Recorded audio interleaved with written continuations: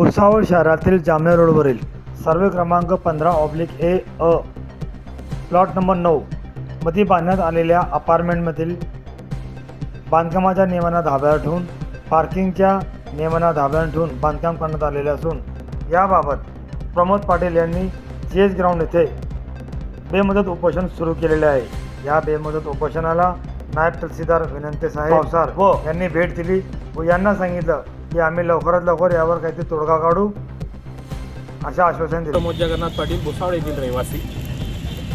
भुसावळ शहर हद्दीबाहेरील सर्वे क्रमांक 115/1 plot number 9 संदर्भात जे बांधकामामध्ये तफावत झाली होती आणि त्या तफावतीला सरकारी अधिकाऱ्यांनी शासकीय अधिकाऱ्यांनी नजरअंदाज करून बिल्डर आणि अधिकारी संगमताने जी OC सर्टिफिकेटसाठी यांनी त्याला पारित केलं त्या विषयाला अनुसरून मी आज उपोषणाला 26 जानेवारीपासून बसलो होतो।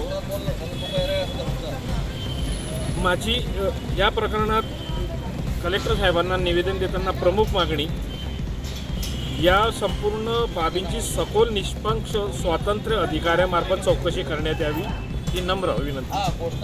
माऊली प्लाझा अपार्टमेंटच्या बाजूने हाय टेन्शन लाईट गेलेली आहे। ह्या इमारतीस NOC सर्टिफिकेट आहे की नाही आहे या फार शंका आहे।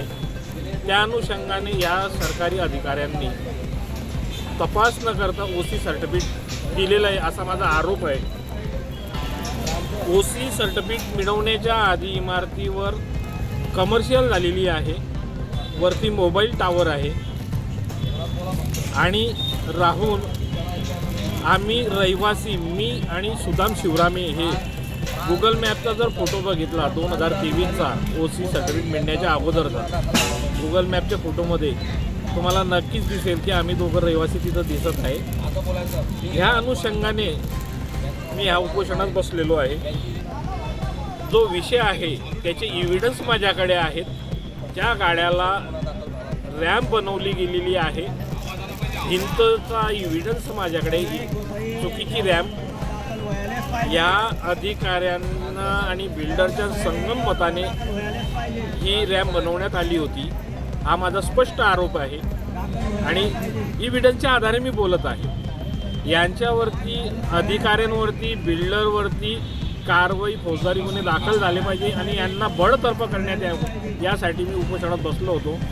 या अनुषंगाने माझं उपोषण सोडवण्यासाठी भुसावळ येथील नायब तहसीलदार विनंती साहेब उपविभागीय कार्यालय कर्मचारी यांच्या विनंतीस मान ठेवून मी उपोषण संपवत आहे। सकाळी मला ते त्यांचं त्या पद्धतीचं कारवाईचं पत्र देणार आहेत। त्यांनी जर पत्र मला समाधानकारक नाही दिलं तर परत मी उपोषणाला बसणार। माझा उपोषणाचा मुद्दा कायम राहणार।